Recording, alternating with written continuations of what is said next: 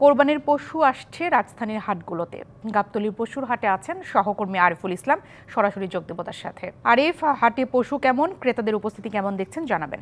আমি যদি দেখাতে চাই যে আসলে গাবতলী কোরবানির পশুর হাটে পর্যাপ্ত পরিমাণ পশু এসেছে।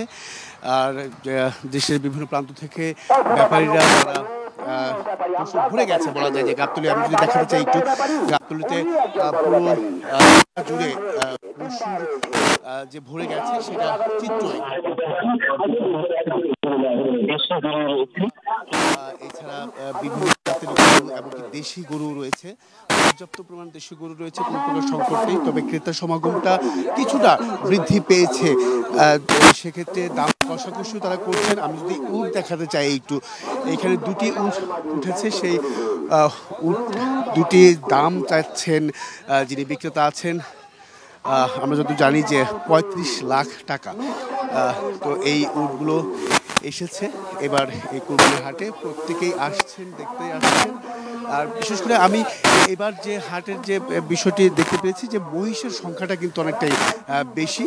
তো এইখানে উট দেখতে আসছেন, অনেকেই ক্রেতা আছেন। কথা বলবো ক্রেতার সাথে। আপনি একটু জানতে চাই যে এবার হাট কেমন দেখছেন বা দামটা কেমন? আসসালামু আলাইকুম। আমি মাত্র আসলাম মার্কেটে, আমার বাসা হচ্ছে আদাবর 16 নম্বর। মাত্র আসছি, কিন্তু কয়েকটা গরুর দাম এবং মহিষের দাম জিজ্ঞেস করলাম। প্রথম তো মনে হচ্ছে একটু বেশি, মানে বেচাকেনা তো শুরু হচ্ছে না। যদি বেচাকেনা যখনই শুরু হবে তখন হয়তো বলা যাবে যে আসলে মার্কেটটা কোন দিকে যাচ্ছে। কাস্টমাররা তো এখন জাস্ট আসছে এবং জাস্ট জিজ্ঞাসা করতেছে কেমন কি দাম। একদিন বা 2 দিন পরে বা বৃহস্পতিবার অথবা শুক্রবার থেকে যখন বেচাকেনা শুরু হবে তখন হয়তো আসলে অফ পিক প্রাইসটা জানা যাবে। বিষয়টা হচ্ছে কি যে এখন যারা আসছেন তারা কিন্তু প্রত্যেকেই দেখে যাচ্ছেন, অনেকেই দাম বলছেন। এই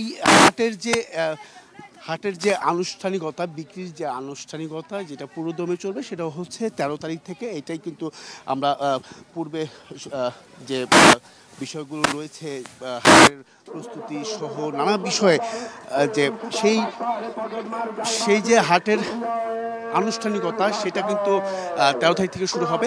তো সেটা দেখবে আসলে যারা ব্যাপারে আছেন তারা বলছেন যে আনুষ্ঠানিকতা শুরু হওয়ার পরেই আসলে বেচাকেনা তারা আসলে কতটুকু করতে পারবেন বা এবার ন্যায্য দাম তারা পেয়ে বাড়ি ফিরবেন বলেও কিন্তু এমনটা প্রত্যাশা করছেন। তো এই ছিল এখান থেকে সবশেষ প্রিয়া। আরিফ, ধন্যবাদ আপনাকে।